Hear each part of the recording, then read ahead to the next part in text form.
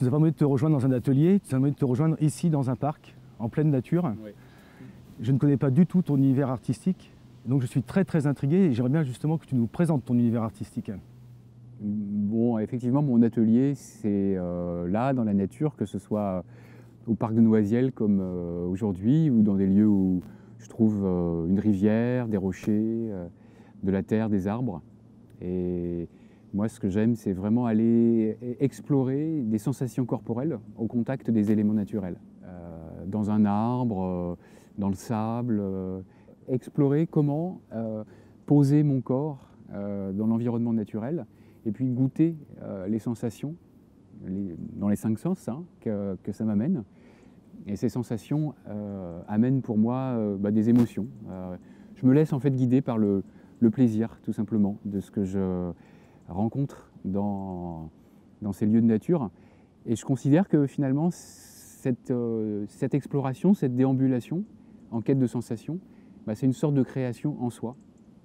Même si ça ne donne pas un objet fini comme une sculpture ou un film ou une chorégraphie, c'est la création d'un lien, en fait, d'un lien sensoriel, sensible. En fait, quand on produit un spectacle, on est pris dans une logique qui nous dit que, voilà, on veut donner à voir quelque chose. Et en m'affranchissant de cette dimension du spectacle, en allant librement, souvent seul ou des fois en emmenant des gens dans la nature, en allant simplement en quête de sensations émouvantes, là je suis libre, quoi. Là je suis complètement juste avec le plaisir des sensations, les émotions qui vont avec. C'est le seul critère de l'expérience.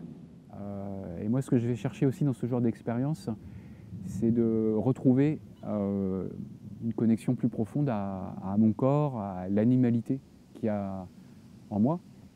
Je crois savoir que tu mets ton univers artistique au service de la thérapie. Est-ce que tu peux nous en dire un mot?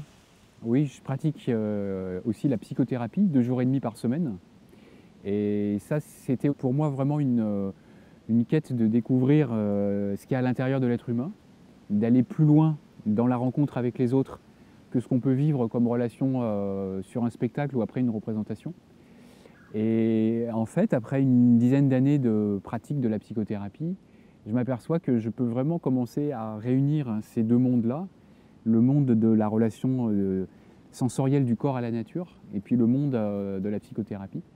Je peux commencer à les réunir parce qu'en fait, finalement, se brancher comme ça corporellement à la nature, c'est une façon de sentir à nouveau la vie à l'intérieur de soi.